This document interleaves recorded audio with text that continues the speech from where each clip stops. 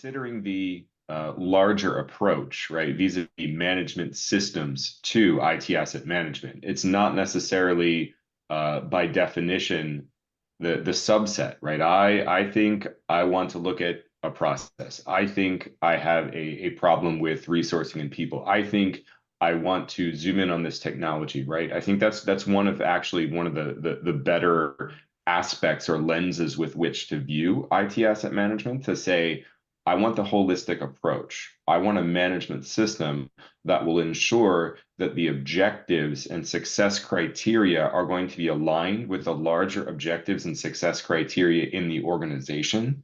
A lot of times we find that that's really where, the previous attempts or other kind of efforts to mature IT asset management really fall down and fail in an organization because of the let's say non-holistic consideration. You'll say, we put in this tool, we've got some effort around it, and we're not getting it. People are smiling, right? But we're not getting value out of this. Or, well, why isn't this process working? This connects all the pieces part. So I think that the very beginning, kind of backing up to say, okay, we need that executive understanding and sponsorship and stakeholdership and buy-in to say, what are the organization's objectives?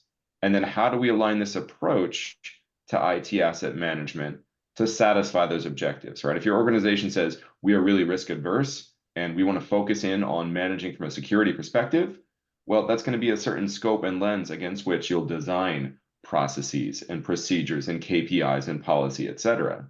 But if you come to them and say, a program has saved all this money, they're going to say, yeah, but what about the security aspect? So I think to start out and really to kind of align to the, pin this back to 19770, thinking about that aspect of continuous improvement, monitoring and kind of internal audit, that is going to be important, right? So the planning before you start implementing, or kind of even that Deming cycle, plan, do, check, act, the planning bit is important, right? So that's kind of where we start out to say, you're doing some stuff. Well, let's back up here, Mr. and Mrs. Client. Did you plan this, and did you really explicitly align those expectations with the organization expectations? And 9 times out of 10, it's what governance, we're doing this anyway, right? That kind of larger approach and planning is really where people end up tripping up.